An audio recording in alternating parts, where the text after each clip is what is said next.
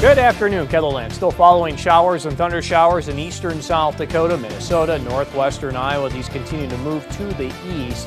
As we go into the later part of the afternoon, I think we'll get a break from that, while western South Dakota watches developing thunderstorms and some afternoon heat.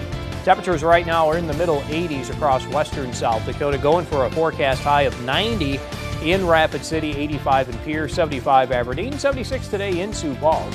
More details on your forecast coming up as we begin midday in KELOLAND. Live from KELOLAND Media Group, midday in KELOLAND. One woman is behind bars after allegedly crashing into several cars in central Sioux Falls. And farm owners in South Dakota dealing with the aftermath of flooded fields. Good afternoon and thanks for having us in. It's shaping up to be another long day of cleanup in many communities. This midday, our coverage begins in the town of Rock Valley, Iowa, where students from neighboring towns are coming together to pick up the pieces. KELOLAND's Jordan DeSmit joins us live in Rock Valley with the latest. Good afternoon, Jordan. Hi, Dan. From what I know, there's at least 10 local high schools out here in Rock Valley helping out the school. A lot from Northwest Iowa, one from Southwest Minnesota. And you can see behind me, all these people here are volunteers helping out in Rock Valley. They are eating lunch right now. The Sioux County cattlemen came out and cooked them some hamburgers. But it has really been a mess here in the Rock Valley school. A lot of mud on the floors right now. There's a lot of water, a lot of stuff packed into the high school gym, as well as bubbled up. They took all the flooring out, and it's going to be a long battle here for Rock Valley. I talked to their former high school football coach, and he said the sprint's about over, but the marathon is about to begin. So it's going to be a long road ahead for Rock Valley, but they are really thankful for the community support that they've seen over the weekend, throughout this week, and especially here today. And I'll talk to a couple people helping out, and I'll have that full report tonight on KELOLAND News. Back to you, Dan. There'll be another good one from Jordan. Thank you. The Midwest has taken a pounding this week. Historic flooding, damaging farming communities, raising fears that food prices will go up again. Jonah Kaplan speaks to farm owners here in South Dakota, where storms swamped soybean and cornfields.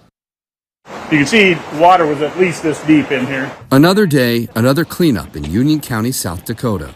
This was Dave and Judy Oberg's home on Sunday. Yesterday, they took us inside to see what's left of it. You're going to lose furniture, you're going to lose appliances, but with this house, you're losing a piece of yourself. That's right. It'll never be the same. I've lived in this house my whole life. Here's what they could save in this trailer. A box of important documents that includes the deed to all their property, which for generations has been used for farming. This wasn't supposed to be. No, we're not supposed to have a beach here. Collectively, Judy and Dave's extended family farms nearly 3,000 acres here. Now, most of their crop is gone before it's fully grown. What's remarkable to think about is that just last week, all of this, hundreds of acres of soybeans, and over here, hundreds of acres of corn. What's also remarkable to consider is how much we Americans depend on these crops. Corn and soybeans aren't just used for food. They're also found in everything from paint and soap to car seats and tires, even ethanol fuel. Agricultural economist Ben Brown. That area tends to be one of our prime growing regions in the United States. I think we could see about a 3 million acre reduction in total in corn and soybeans within Minnesota, South Dakota, and Iowa. Brown estimates the long-term impact on prices will be relatively small as long as other domestic and international producers are able to meet demand. But as climate change makes catastrophic flooding events like this more common across the globe, that's hardly a given. Does this make you think more about climate change? It does, yeah. We wonder about it, what's going to happen in 100 years or 50 years or 10 years. Farmers do have something called crop insurance, but the farmers we spoke with warn that won't even cover half their losses, not after already paying for things like fuel, for fertilizer, for seed, for the labor, and there's more rain that could be coming to parts of Iowa, Nebraska, and Kansas, putting more pressure on those already swollen rivers that continue to rise. Jonah Kaplan, CBS News, Jefferson, South Dakota. As we say hi to meteorologist Scott Monk, looks like more rain's coming today. Maybe a break at some point this afternoon, Scott? Yeah, later this afternoon, maybe after 2 or 3 o'clock, we'll get a break from these lighter showers across eastern South Dakota, Minnesota, and Iowa. Then we'll have to watch western South Dakota for developing thunderstorms, some which may become strong to severe. 2/100 of an inch in the rainfall bucket so far in Sioux Falls, 1/1500 in Brookings.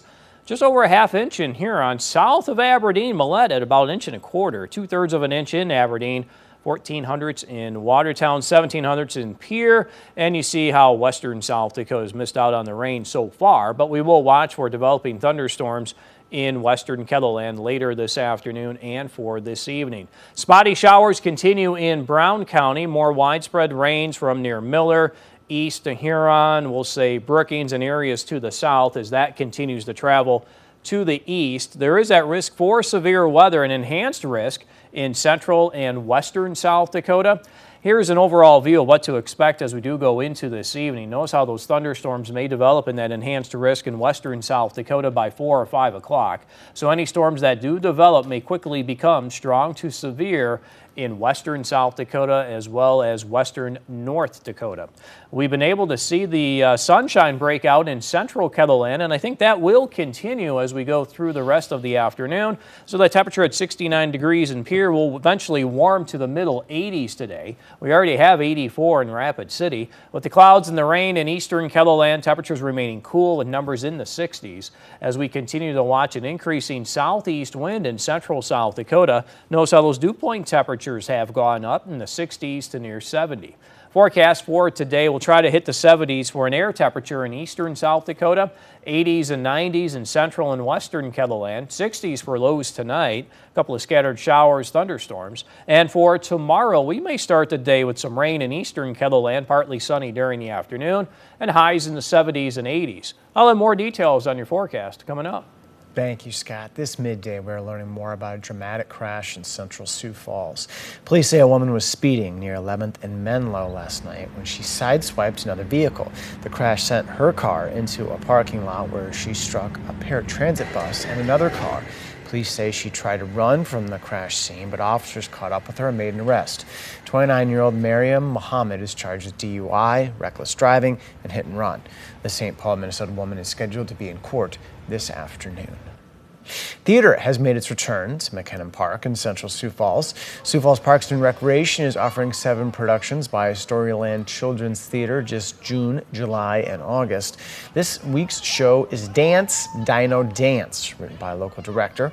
Storyland Children's Theater returns next week with Alice in Wonderland in McKinnon Park. Ken Sid Kortemeyer has worked in the University of Sioux Falls Athletic Department for over 50 years.